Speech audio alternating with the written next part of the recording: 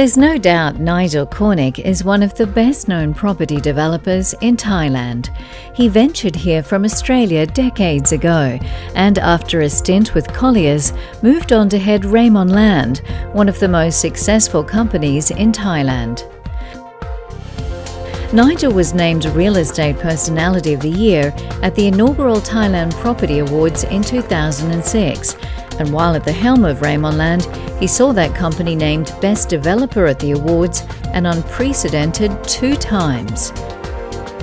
When it comes to the Pattaya property market, Nigel Cornick has been regarded as somewhat of a visionary, and today, as the CEO of his own company, Kingdom Property, he has stepped back into the local scene with his project South Point.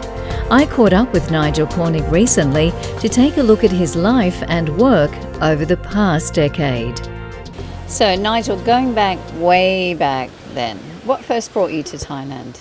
I was offered a job to open Colliers Jardines Thailand office, and they wanted someone with a valuation qualification, and I was the one that was lucky enough to get the job. Did you ever expect that you'd stay as long as you have? I honestly never thought I'd ever come here. I first came to Thailand in '87 when I was in the Middle East on a IBM conference here and stayed at the Shangri-La for a few days. But I never ever thought that I would be destined to come back here and work and still be here 23 years later, so no, never. I've interviewed you many times over the last almost 20 years, but about 10 years ago, one of the things that you did mention, and you were very pointed in mentioning, was that there wasn't enough high-end condominium property development going on in Thailand. So how do you think it's changed? How does it look to you now? Well, there's certainly been a lot more condominium development. I remember that interview because it was, I think, the Lakes, when we opened the Lakes. And it's fair to say the Lakes, after the crash of '97, was the first high-end project to be offered into the marketplace. And the fact we sold it out in 5 days was an indicator of the pent-up demand that there was for what people regarded as quite an expensive product at the time. I can remember Simon Landing telling me there's no way you'll sell this for 50,000 baht a square metre. So it was definitely a hole in the market that we were able to fill.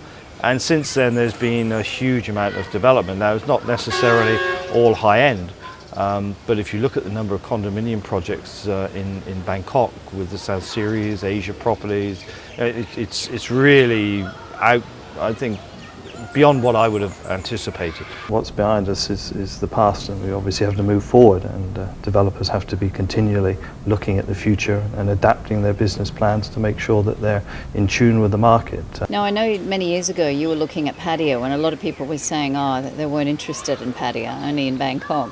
What first drew you to this market? I think probably by accident. We were offered North Shore as a project. And that's really what focused our attention on Pattaya. It wasn't that we came down to Pattaya thinking that we were going to set the town on fire because we knew what we were doing. We were offered a specific opportunity. We looked at it, and the more I looked at it, the more I started getting a feeling that we could replicate what we did at the Lakes with launching the first Grade A condominium in the Pattaya market. And the first for many, many years. I think you probably have to go back 10 years earlier to find anything that would be regarded as Grade A in Pattaya. So it was not by accident, but it was led by an opportunity. I think it set a whole new trend too. I remember walking around the penthouse there with you and also my own there at North Shore and thinking how amazing it was to see something like that in Pattaya, and what a great spot, that no one had taken advantage of it before. Yeah, it is ironic because the original project there was about 350 units, all very small, all very geared towards a particular end of the market, the cheap end, and we recognised that wasn't what we wanted to build, so we reduced it to I think 192 units. Completely changed the perception of the building. And if you remember the pool deck is great on North Shore, and I still think as I look at it today, it's lasted extremely well, as in fact has the Lakes, and both of those projects were existing structures that were converted. When it was finished, what was the sort of reaction you got from people? Well, I think it wasn't so much when it was finished, it was the process of from launching it and getting a reasonable pre-sale, but it was halfway through that all of a sudden the Pattaya market exploded, and I think people doubled, some of them doubled their money within the matter of a couple of months after buying it, and some reinvested, some didn't, but the North Shore probably, of all of our projects, produced the best returns for people who got in from the first pre-launch stage. I was at North Shore when it first opened to visit what was then the most exciting penthouse in the seaside city.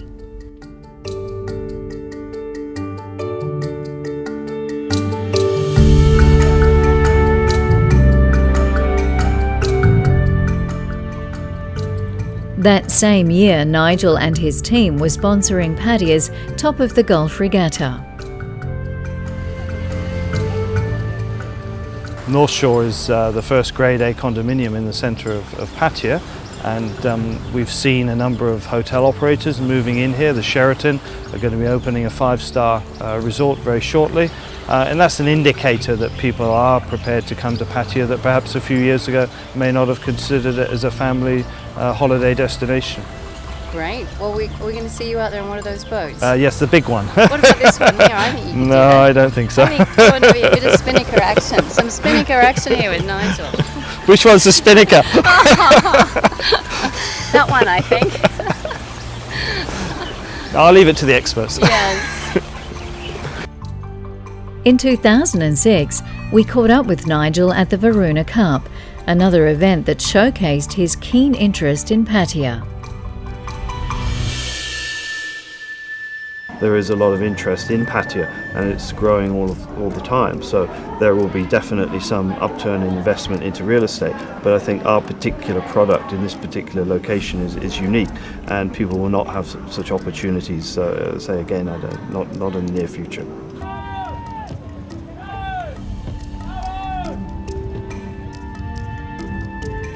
The Top of the Gulf sponsorship also continued through 2006 and 2007. By now, Nigel's attention had turned to Wongamat Beach and North Point. Well, right behind me is the site of one of the newest condos that will go up here in Pattaya, and it reflects real estate industry's confidence in this part of Thailand. So Nigel, I guess this regatta is a chance for you to make a very specific point. There certainly is. I'm glad to see you're getting the point. It's right there behind us, Yep. right on the beach. Now, Yep. as you said, that's pretty special. Yeah, it's very hard to find sites like that. Beachfront real estate around the world is in great demand, and Yes. this is probably the first site to be sold in Pattaya for maybe 20 years. The owners have had it for about 35 years, and as I say, very difficult to find. Are you excited about the future for Pattaya? Oh yeah, extremely. New airport, increase in tourism, can only be going one way. Before long, the project was towering over the Pattaya skyline. And then after that North Point, I remember standing with you on the deck of Serenity, looking at that site at Wongamat, which was probably one of the last beachfront sites available. I mean, not just in that area, but in Pattaya as a whole. I mean, when you get a project like that, it must have been exciting. Yeah, again, when I was at North Shore, I always used to stay at the Hard Rock Hotel. And I can remember walking past the swimming pools every weekend and thinking, people come here, they may not necessarily be interested in sitting on the beach, but they want to sit in a great environment, a great swimming pool. They want to have their kids somewhere safe to swim. And so that sort of was the seed for trying to find a site big enough to be able to replicate the area of land which the Hard Rock had assigned, and that was what really we were able to find at North Point. It was driven as much by wanting to be able to produce that environment as to build 2 very big towers behind it. Now, you might remember being interviewed up there at the topping off at North Point, and you mentioned that that was the highest building that you'd been involved in. Yeah. I think whether it was in Thailand or in Pattaya, and that it was a real buzz sort of standing on the rooftop of what was at that point the highest achievement. Yeah, well, in Pattaya terms, it still is the highest finished residential tower. The Siam tower behind us is probably the largest or tallest tower. But no, it was the biggest project that we'd been involved in, and the tallest. But after that, the river came along. So no, but the top of North Point is quite spectacular. I mean, was for you, out of all the projects up to that point, was it the most exciting? And did you feel, where's it going to go from here? Yeah, I think it was, because it was the first one of any significant size that we were able to take from the beginning right the way through. The lakes, as I mentioned, and North Shore were existing projects. The Legend was not a large project, but it had already been piled, so it wasn't something that we had been able to achieve. And getting that 12 rai with 80 metres of beach frontage in that location, you just walked on the site and you knew you had to have it.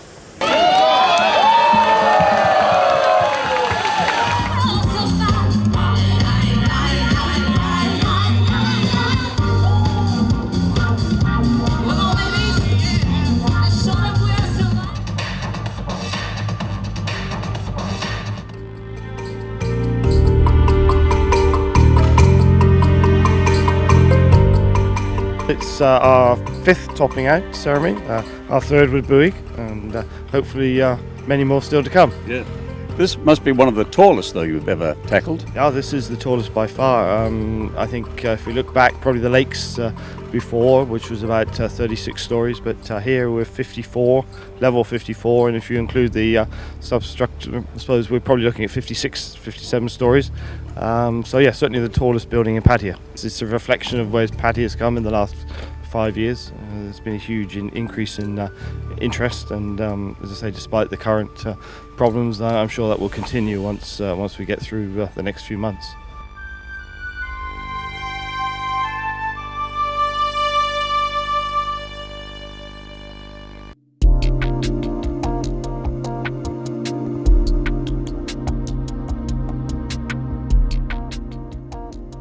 Meanwhile, in Bangkok, other projects were in process. But long before that, Nigel had his sights set on the bigger picture.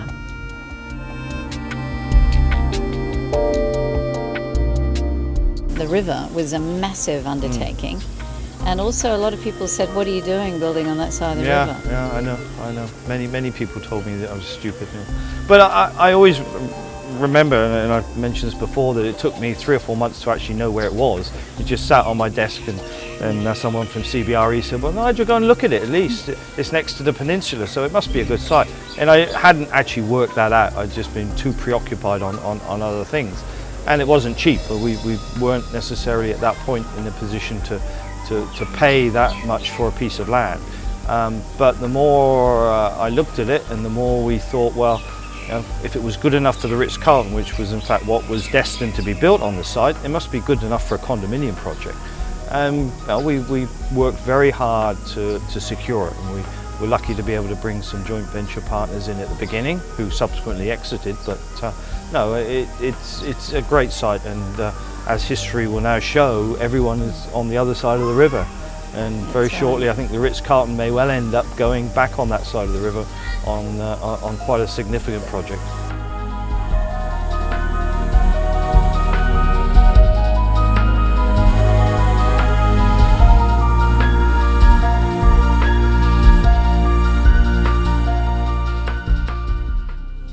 In all the interviews I've done with you, you've always had a very positive outlook. In some sense, maybe a visionary outlook, particularly when looking at places like Pattaya. Is that just your mindset? Is that where you're at in your head, or do you know something that we don't know?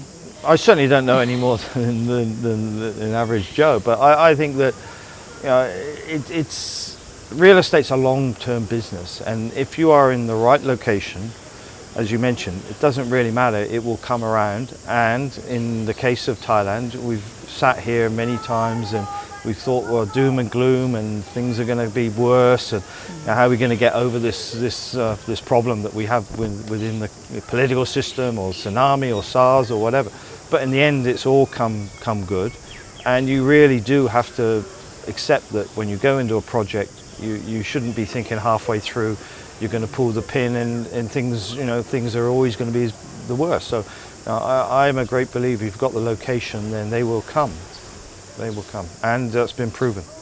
And do your homework, I guess. No, I think homework is, people always said, oh, you pay too much for that piece of land, Nigel, you're stupid to pay so much for this piece of land. The valuation of it is this and this, but it's such a small percentage of the total development cost, in Thailand anyway, perhaps not in Hong Kong or Singapore, that spending 10% to get something that you may never ever get again is worth every cent, and I would never change from that. If I want it, I would pay as much as anybody, if not more. Now, obviously there's a huge amount going on here. For you, it's a very important market, being here in Pattaya. South Point, is it selling, going along the way that you'd hoped it would? Yeah, we bought the land last July. We got our approvals in 4 months. We're now into construction. Our sales, as we speak, are probably about 47%. I would think by the end of March we'll be over 65-70% if a few transactions we're working on happen. So now I'm looking for the next one already. Already. Yeah. In the midst of all that, there are property issues, land issues that are going on here in Pattaya. There's talk of a lot of things. So what's on the top of that list? Well, I think the mayor has realised that development was getting a little bit out of hand here because they hadn't changed the density under which you could build here for a number of years. So what he's done is he's produced a new plan, which is currently waiting, I think, for the Ministry of Interior to sign off on, which will change the plot ratios, and it will, in areas like this, half the amount of space that you could currently build. It will also reduce in some of the areas closer to the city centre, down to 7-1 from 10-1. So it's going to put some controls on the ability for developers to get little bits of land and build big projects on, which isn't good for areas like this. So fully supportive of that. Yeah, you see many examples here. I'm not going to mention names, but you do see examples where it's built right over on top of the beach, right to the edge of the road. And as you said, in a resort destination, the beauty disappears very quickly, doesn't it? And that's what would happen up here if this plan was not introduced. It would not be as pristine as it should be. And if you sit here and you look around, you can, I think, understand that.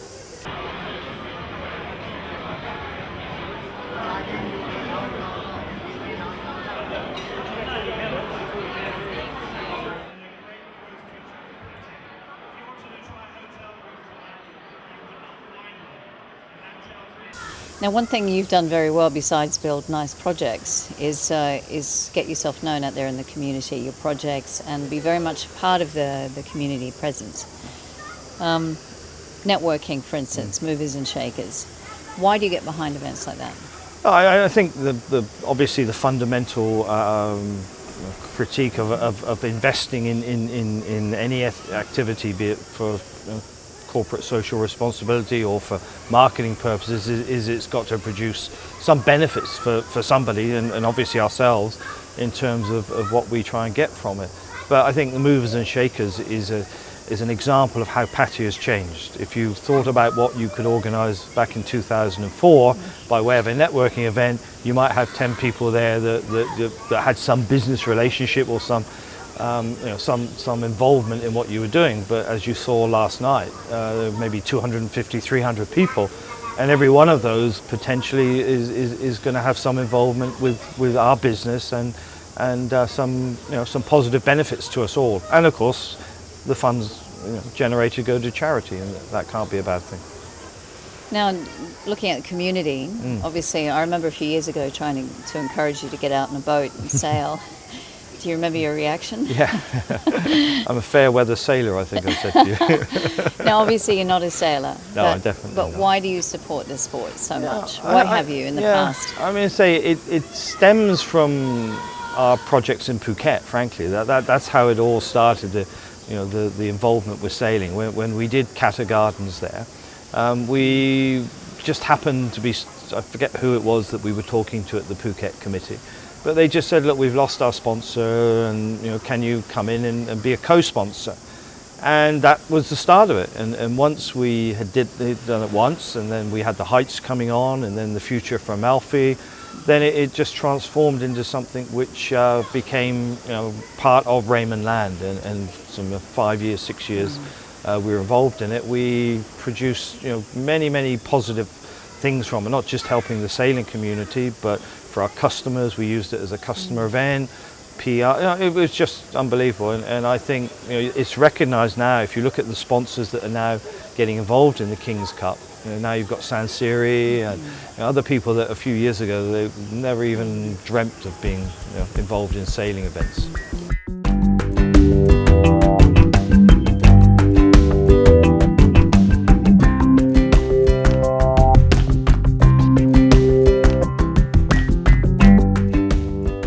A lot of the sailors still ask, where's Nigel? When are you coming back? Yeah, I think Samui was the one place we never actually did any developments. But again, top of the Gulf was easy because again we had North Shore, we had North Point, we bought South Shore, we had what is now the Zaya, but was going to be the Edge. And frankly, if we'd kept on going, we would, Pattaya would be perhaps a slightly different place to what it is now, because the momentum of Pattaya never stopped for me. I can't understand why people were ever worried about Pattaya and the market here. Well, you've renewed your interest in the sailing, Yep. obviously supporting the junior sailing program here at Verona, where we're sitting today. That's a good place to start if you're coming back into the sport, isn't it? Yeah, as you know, I've been coming to Royal Verona for many years. In fact, the first time I came to Pattaya, I came here. And so I've always had a very close association with Royal Verona, albeit not from a sailing perspective, but all my friends that I knew in those early days had some involvement with Royal Verona. So it's a logical place to start, and my project is 200 metres behind, so even more so. I guess Verona is very much a good symbol of Pratumnak and how wonderful this part of Pattaya is. It's sort of like a little gem, isn't it?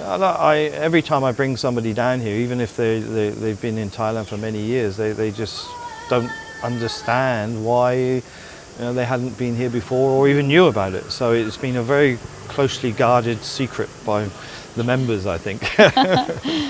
I mean, it's important too when you're doing a development like South Point, and you've got places like Verona that's in the same neighbourhood. People look at the area in a certain way, in a different way, don't they? They see it as more of a family, more of an upscale part of the city, as opposed to other areas that obviously are much busier and more tourist trap. Yeah, I think the one problem is that to some extent it's been overlooked over the last few years, and some of the areas of Pratumnak really do need some upgrade and improvement. Some of the buildings are quite old, and over time it will all sort itself out. But there are elements of the access which could be better, and so it needs some effort on behalf of the parties in the area to I think push it up so that people do associate with all the things you've just mentioned. Living and working here, is it still a challenge? Does it still excite you? Oh yeah, I mean, it's nowhere else to go. No one else would have me. So no, you couldn't replicate this. Best kept secret in the world, next to Royal Verona Yacht Club. A lot's happened in the last 20 years or so that I've known you. Lots of interviews, a lot of things have gone on. You've got this amazing energy. I remember every time I've interviewed you, with this positive look on things, this energy to keep doing projects, events, networking, so much stuff. I mean, is that energy going to stay with you, think, for the next 10, 20 years? I mean, where do you think that you would like it to take you? The energy's gradually decreasing, but the way of overcoming that is to have people around you who you can delegate and can empower to continue what you want to be continued. And I've always been very lucky with my key staff and people that have joined, that they've been able to get the message and embrace it and just get on and do things positively and not say no. And that is that I think is what it's all about. I haven't got any more energy than most people, but I think that if you surround yourself with people that do have, then you multiply the response by 10 times. So that is the key. It's not my energy, it's other people's energy, but having the direction that I'd like to see them going.